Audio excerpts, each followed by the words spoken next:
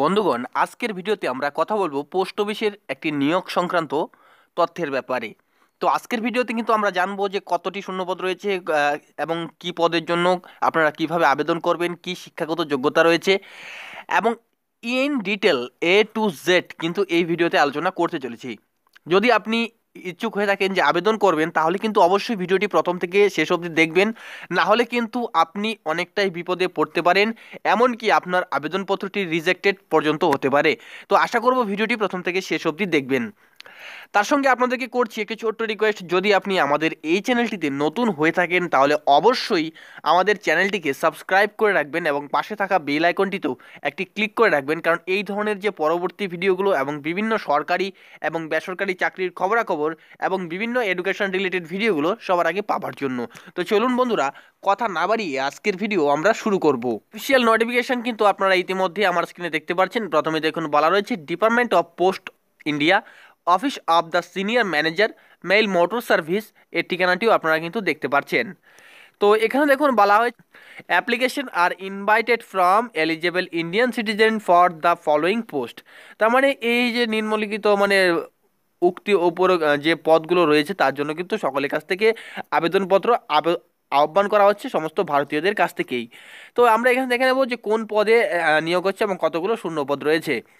তো যে পদে নিয়োগ হচ্ছে তার নাম রয়েছে staff car driver, ordinary grade, general, central service, grade C, non gazetted and non ministerial.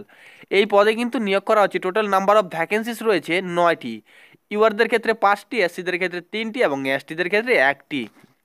তো এর যে বেতন রয়েছে 19,900 টাকা থেকে 63,200 টাকা, এবং এর যে পিরিয়ড রয়েছে 2 ইয়ার্স ফর ডাইরেক্ট রিক্রুটস, মানে 2 বছরের জন্য কিন্তু এটা আর কি সরাসরি নিয়োগ করা হবে।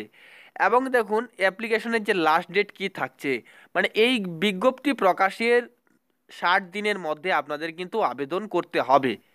তো বুঝতেই পারছেন 60 দিনের মধ্যে কিন্তু আপনাদের আবেদন করতে হবে, অথবা 1700 ঘন্টার মধ্যে।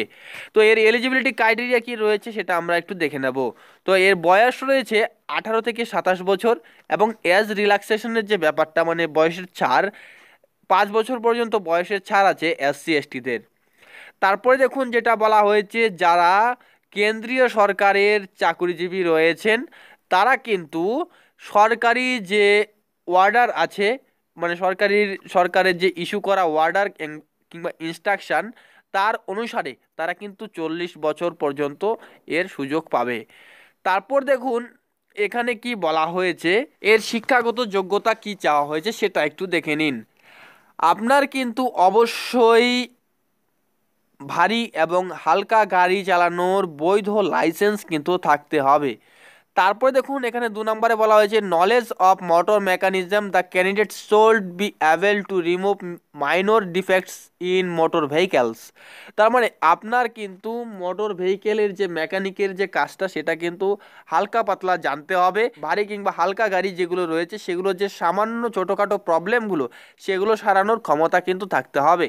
আপনার কিন্তু সর্বশেষ যে 3 বছরটি রয়েছে, 3 বছরে ভারী এবং হালকা গাড়ি চালানোর অভিজ্ঞতা থাকতে হবে।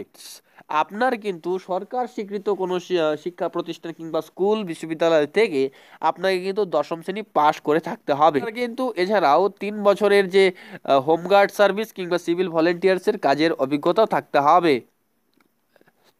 তারপর দেখুন এর সিলেকশন প্রসেসটা কিভাবে হবে। তো এর যে নিয়োগ প্রক্রিয়াটি হবে সেটা কিন্তু ড্রাইভিং টেস্টের ভিত্তি করেই হবে, এবং সেখানে আপনাদের কিন্তু ভারী এবং হালকা গাড়ি অবশ্যই চালাতে হবে একসাথে। এই দুটো প্রসেসই কিন্তু একসাথেই কমপ্লিট করা হবে। তারপরে দেখুন বলা হয়েছে এই যে ড্রাইভিং টেস্টটি হবে তার যে সময় এবং ভ্যালু ভ্যালু কোথায় যাবেন, কবে কোথায় হবে, সেটা কিন্তু তারা তারা আর কি আপনাদের ডাইরেক্টলি জানিয়ে দেওয়া হবে। এছাড়াও আপনাদের কি বলা হয়েছে দেখুন, no intimation will be sent in respect of other applicant who are not eligible. তার যারা এর জন্য উপযুক্ত যোগ্য হবে না, উপরের যে বর্ণিত তথ্য সেই তথ্য অনুসারে যারা এখানে উপযুক্ত হবে না তাদের কিন্তু নাম দেওয়া হবে না। কিংবা তাদের কিন্তু ইন্টিমেশন লেটার যেটা সেটা পাঠানো হবে না। তারপর দেখুন এখানে কি বলা হয়েছে, আপনাদের অ্যাপ্লিকেশন করতে গেলে একটি বায়োডাটা তৈরি করতে হবে। বায়োডাটার যে ফরম্যাট সেটা কিন্তু আপনারা স্ক্রিনে দেখতে পাচ্ছেন। এই ফরম্যাটে আপনাদের একটা বায়োডাটা তৈরি করতে হবে। তারপর দেখুন আপনারা আবেদনপত্রের সঙ্গে কি কি দেবেন এবং কি কি প্রয়োজনীয় কাজকর্ম করতে হবে। তো এখানে যে বলা হয়েছে আপনার এবং আপনার দ্বারা যে সার্টিফিকেটগুলো দেওয়া হবে সেগুলোর কিন্তু ফটোকপিস মানে জেরক্স লাগবে। সেখানে কি কি দিতে হবে, অ্যাজ প্রুফ মানে বয়সের প্রমাণপত্র এবং এডুকেশনাল কোয়ালিফিকেশন শিক্ষাগত যোগ্যতার প্রমাণপত্র, এবং এখানে কিন্তু আপনার যে ড্রাইভিং লাইসেন্স দিতে হবে এবং সেটাতে কিন্তু ইন্ডিকেটেড মানে সেখানে কিন্তু আপনার যে নাম্বারটা কিন্তু থাকতে হবে, এসের সিরিয়াল নাম্বার থাকতে হবে। এছাড়াও এসসি এসটি যারা রয়েছেন তাদের কিন্তু কাস্ট সার্টিফিকেট দিতে হবে। তাছাড়াও যে ড্রাইভিং লাইসেন্স সেই ড্রাইভিং লাইসেন্স দিতে হবে। তারপর হচ্ছে টেকনিক্যাল কোয়ালিফিকেশন মানে মেকানিজমের যে কোয়ালিফিকেশনটা সেটা কিন্তু দিতে হবে। Copy of the citizenship certificate, residential certificate or any other certificate issued by states and central government to show Indian citizenship such as voter ID card, PAN card এবং domicile certificate or ration card. তো আপনারা কিন্তু আপনাদের যে এই মানে স্থায়ী বাসিন্দা সার্টিফিকেট সেই সার্টিফিকেট হিসেবে কিন্তু দিতে পারেন যে voter ID card, PAN card, domicile certificate এবং রেশন কার্ড, এই সমস্ত তথ্য কিন্তু দাখিল করতে পারেন। তারপরে দেখুন এখানে কি বলা হয়েছে, ফ্রম আপনাদের কিন্তু রিসেন্ট যে পাসপোর্ট সাইজের ফটোগ্রাফ সেটার মানে সঙ্গে কিন্তু আপনাদের কি করতে হবে দেখুন এখানে আপনার যে একটি ফটো সেটি আপনাদের যে বায়োডাটা আবেদনপত্র সেখানে আহ, লাগিয়ে দেবেন এবং অন্য আরেকটি ফটো কিন্তু আবেদনপত্রের সঙ্গে চুপকে দেবেন। তো আপনারা আপনাদের আবেদনপত্রটি এটি কোথায় জমা করবেন, কি ঠিকানা এটি পোস্ট করবেন সেটি এখানে দেখুন বলাই রয়েছে, the senior manager Mile motor service 139 Beleghat Beleghata road, Kolkata 7,15,000।